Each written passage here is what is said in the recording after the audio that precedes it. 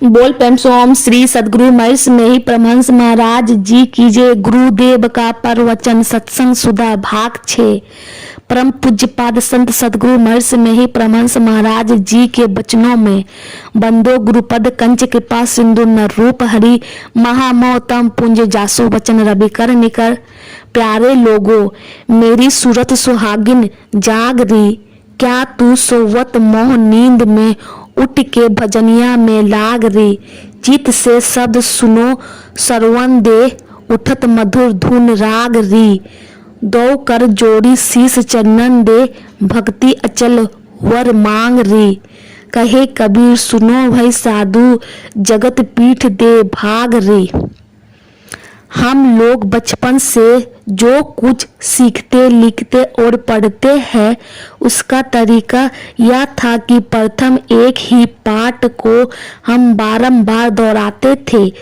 जब तक कंठस्थ कर लेते थे तब तक दूसरे पाठ में फंसते थे। ऐसा होता था। शनिवार को सब पाठ दोहराया जाता था।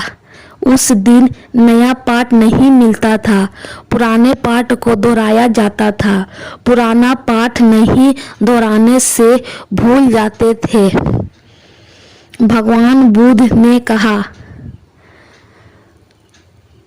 अर्थात पाठ ना करना मंत्र का मेल है। मंत्र स्मरण के लिए ना दोहराना धब्बा है। झाज बुहार ना करना घर का मेल है। आलस सौंदर्य का मेल है। असावधानी पहरेदार का मेल है। जिन पाठों को हमने बारंबार दोहराया है उनको नहीं भूले हैं, और जिन पाठों को बारंबार नहीं दोहराया है भूल गए हैं। वार्षिक सत्संग में यही तो होता है, यानी पाठों को दोहराया जाता है। हम लोग कहेंगे कि यह पाठ पहले भी हो गया है, लेकिन दोहराया इसलिए जाता है कि हम लोग ना भूले। दूसरी बात यह है कि जिस विषय को बारंबार पढ़ो, सुनो और समझो तो मन में उस ओर झुक जाता है। किसी विषय को बारंबार दोहराना अच्छा है कि उसको भूले नहीं।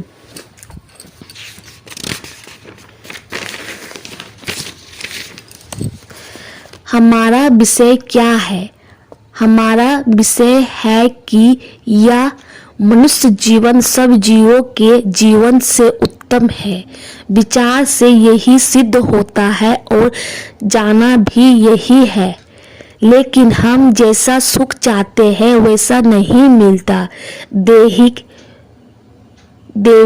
भौतिक और मानसिक दुख होते ही रहते हैं, इसलिए अशांति रहती है। इसलिए इस अशांति से कैसे बचे, यही हमारा विषय है।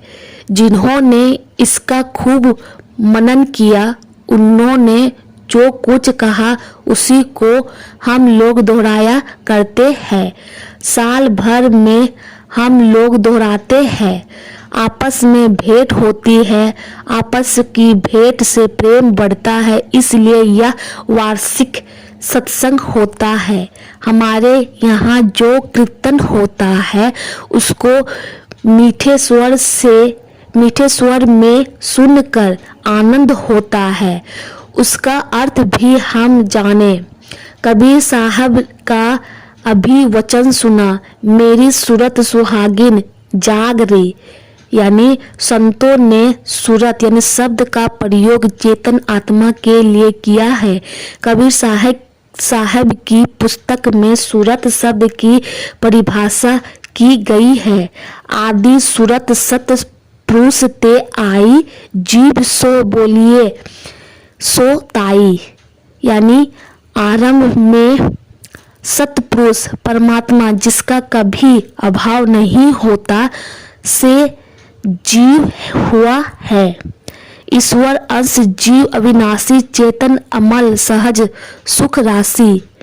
संतवाणी में कही सूरत कही सती, कही, सुरती आदि का प्रयोग किया है। कबीर साहब कहते हैं, मेरी सूरत सुहागिन जाग रही, क्या तू सोवत मोह नींद में, उठी के भजनिया में लाग रही। सांसारिक सुख मिले या लोभ है, इस लोभ के झोरे में संसार के सब लोग हैं। असत्य को सत्य, जब तक कोई तीन अवस्थाओं को पार कर चौथी अवस्था में ना जाए, जगना नहीं होता। इस अवस्था को जानने के लिए आध्यात्मिक गुरु होते हैं। जो गुरु यह नहीं बतावे, उस गुरु और उसके शिष्य को क्या मालूम होता है। और यदि गुरु इसका उद्देश्य कर भी दे और शिष्य करे नहीं, तो उसे क्या लाभ होगा। गुरु से जानो और करो, तब लोभ मोह से छूटोगे। सत्य को असत्य मानते हैं, असत्य को ही सत्य समझकर मानते हैं कि इसी से हमको सब सुख मिलेगा। यह मोह है। तुम लोभ मोह से छूट कर ऊपर उठो, ऐसी अवस्था प्राप्त करो कि संसार सुख का लोभ तुमको नहीं हो। असत्य जगत जो सत्य सा प्रतीत होता है, इस मोह से ऊपर उठकर रहो, यही जागना है। अभी हम लोग जगे हैं, लेकिन मोह नींद से नहीं जगे हैं। स्वप्न में भी कुछ ऐसा ही व्यापार होता है जैसा यहाँ। तीसरी अवस्था होती है, उसमें हम अचेत परे रहते हैं, अपने चैतन्यमय स्वरूप से मूढ़मय रूप में रहते हैं। ज्ञान कुछ भी नहीं रहता, इसमें रहना भी मोह रहना है।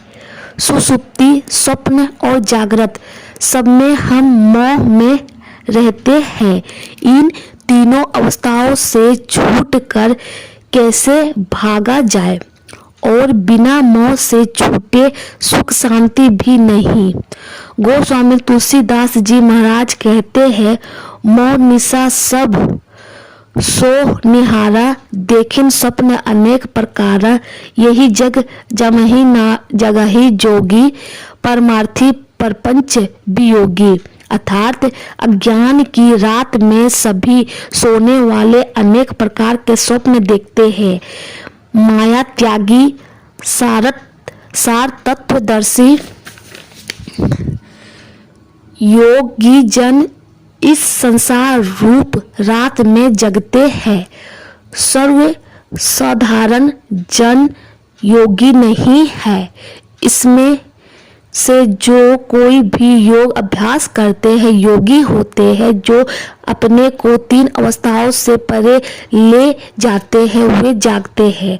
योगी होने से ऐसा होता है, मोह युक्त न जागृत में, न स्वप्न में और न सुषुप्ति में रहते हैं। तीनों अवस्थाओं से परे होने पर ही लोभ मोह से छूटे रहते हैं। गोस्वामी तुलसीदास जी ने एक शब्द में कहा है, तीन अवस्था तजहु भजहु भगवंत, मन कर्म वचन अगोचर व्यापक व्याप्त अनंत। यानी सर्वसाधारण यही जानते हैं कि स्वप्न और गहरी नींद छोड़कर जागृत में भजन करो। स्वप्न में भजन हो यह संभव है, लेकिन सुषुप्ति में भजन नहीं होता। अपना ज्ञान जहाँ रहता है वही शारीरिक व मानसिक काम होता है। सुषुप्ति में अपना ज्ञान नहीं रहता, वहाँ भजन कैसे होगा। जागृत में भजन करो तो स्वप्न में भी भजन हो सकता है। इस तन में मन कहाँ बसे, निकसी जाए कही ठोर, गुरु गम है तो परखी ले, नातर कर गुरु और। यानी कबीर साहब का बहुत बढ़िया हुक्म है, इस शरीर में तुम कहाँ रहते हो इसको समझो, नहीं जानते हो तो दूसरा गुरु करो जो तुम्हें बतावे। नैनो माही मन बसे निकसी जाय ना ठोर, गुरु गम भेद बताए सब संतन सिर मोर। संत लोग कहते हैं कि तुम आँख में रहते हो और 9 द्वार से होकर बाहर विषयों में भागते हो, उनमें लिपटते हो और लोभ मोह में फंसते हो। जागृत स्वप्न में लोभ मोह रहता है, सुषुप्ति में कुछ ज्ञान ही नहीं होता।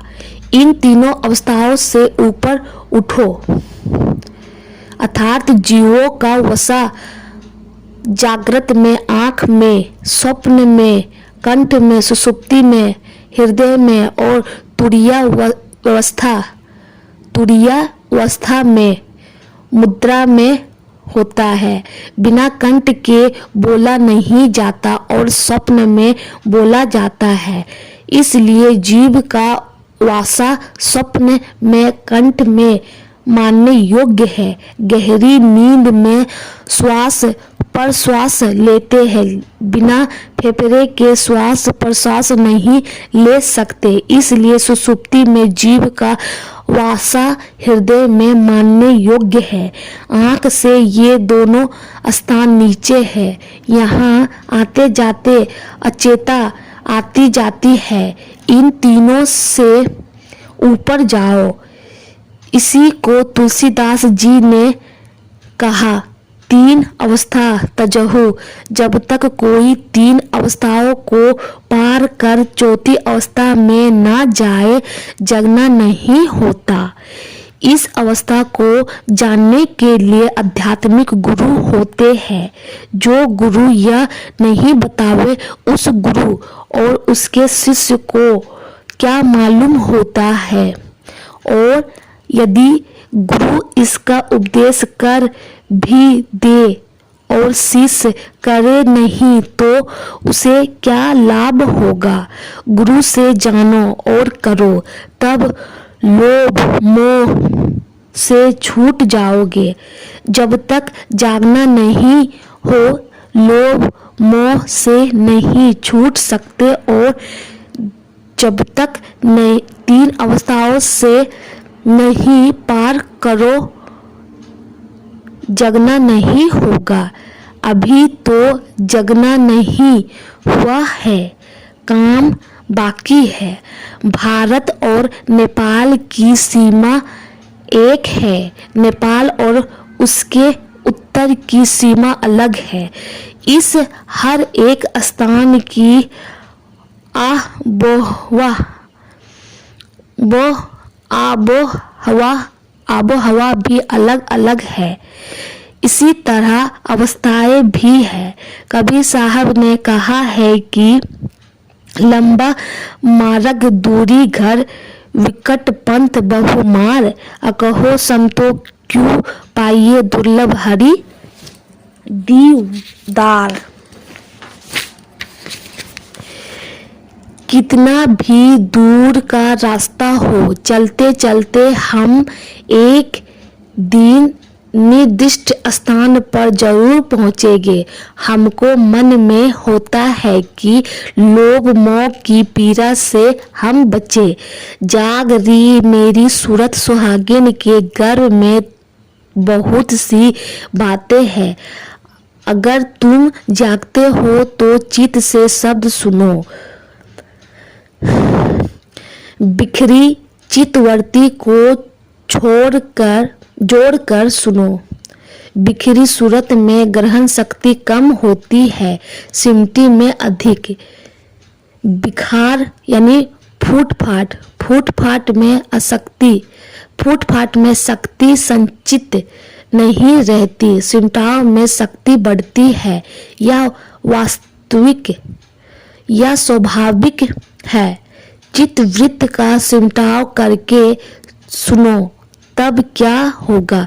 कबीर साहब ने कहा, उठत मधुर धुन राग री, सोए हुए को जैसे आवाज देकर जगाते हैं, शब्द सुनने से जागृत की अवस्था से ऊपर उठना होगा। इसके लिए साधन करना होगा। केवल विचार ही विचार से नहीं होगा कि हम लोभ मोह से छूट सके। विचार में समझते हैं कि लोभ मोह नहीं करना चाहिए, लेकिन मौका आता है और लोभ मोह पछाड़ देता है। 3 अवस्थाओं से ऊपर उठने का सरल तरीका बताया। इसको कहाँ और कैसे सीखो, तो कहा, दो कर जोड़ी शीश चरण दे, भक्ति अचल वर मांग री। यानी नर्मता से विद्या आती है और विद्या से नर्मता आती है। पहले नर्मता से विद्या सीखते हैं और विद्या सीख कर विशेष नर्म हो जाते हैं। इसलिए कहा गया है कि विद्या दातित विनर्म। यानी व्याकरण के एक पंडित आए थे, वे बड़े नर्म थे, इतने नर्म थे कि उससे विशेष नर्म होना असंभव। वे चूरा और गुड़ खाते थे। मैंने कहा कि इन्होंने विद्यादादित्य विनियम को पूर्ण रूप से चरितार्थ कर लिया है। उन्होंने अपने को अतीत सरल बनाया था। नर्मता सीखो, वहाँ तक सीखो जहाँ तक इसकी पराकाष्ठा है, और इच्छा मत रखो, मांगो तो यही मांगो कि भक्ति अचल वर मांग री। यह नहीं कि ऐसी दीवानी दुनिया भक्ति भाव नहीं बूझे जी। कोई आवे तो बेटा मांगे, यही गुसाई दीजे जी। कोई आवे तो दुख का मारा, हम पर कृपा कीजिए जी। कोई आवे तो दौलत मांगे, भेंट रुपया लीजिए जी। कोई करावे बहाय सगाई, सुनत गोसाई रीजे जी। साचे का कोई ग्राहक नहीं, झूठे जक्त पीते जी। कहे कभी सुनो भाई साधु, अंधों को क्या कीजिए जी। अंत में कहा कि जगत पीठ दे भाग रे, अर्थात संसार की तरफ पीठ करके भाग जाओ। किधर भागो? जिधर भागो उधर संसार। जैसे मछली के सब तरफ पानी, उसी तरह हम लोग संसार सागर में पड़े हैं और सब और लोभ मोह माया है। लोग कहते हैं कि विचार में संसार को नाश्वर समझो, संसार से चित्तवृत्ति हट जाएगी। ठीक है, लेकिन पुनः पुनः गिरना क्यों होता है? जब तक इंद्रियों से चेतन धार है, विषयों से आसक्ति रहेगी। इंद्रियों से चेतन धार सिमट जाए तो कोई इंद्रिय, चाहे कोई कामेंद्रिय व ज्ञानेंद्रिय हो, काम नहीं कर सकती। चित्तवृत्ति का सिमटाव करके तुरीयावस्था, आँख से ऊपर के स्थान की अवस्था में रहो। जब आप तीनों अवस्थाओं को पार कर रहेंगे, तब संसार से भागना होगा। एक व्यक्ति ने बहुत दिन पहले कहा था, कहो साधु, यह क्या बात है? नदी किनारे घर करे, कर्जा कर खाए। कर्जा वाला मांगन आवे, घुसक नदी से जाए। जहाँ तुम हो, आँख में वह नदी का किनारा है। संसार में रहोगे, कर्म करना पड़ेगा। कर्म करने से तुम कर्मफल के भोगता बनोगे। कर्मफल भोग को भोग भोग कर चुकाने के लिए बारंबार जन्म मरण के चक्र में रहना होगा। परंतु आंख के ऊपर से आने वाली चेतन धारा में डूबने से कर्म फल में भोग को बिना भोगे ही टपा जाएगा। यही तात्पर्य है। घुसक नदी में जाए और उस धारा में सिमट कर रहने से संसार औरता से छूट जाएगा। यह संसार की तरफ पीठ देना है। ऐसा साधन करो कि शरीर ज्ञान से ऊपर उठो, तब तुम लोभ मोह माया से छूट जाओगे। छूटने का यत्न इस पग में बता दिया। चित से शब्द सरवन दे उठत मधुर धून राग री, यानी इस पग के द्वारा इशारे में कह दिया कि अंत नाद को सुनो। बाबा नानक के वचन में आया है, तारा चिड़िया लंबा कियो नदरी निहालिया राम, सेवक पूर कर्मा सती गुरु सबदी दिखलाया राम, गुरु सबदी दिखलाया सचु समा लिया।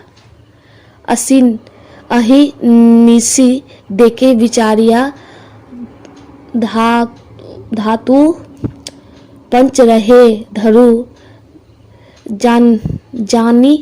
जानिया कामो क्रोध विषु मारिया, अंतिर जोत भरी गुरु साखी चीने राम कर्मा, नानक उर्म मरे तीर्नो तारा चिड़िया लंबा।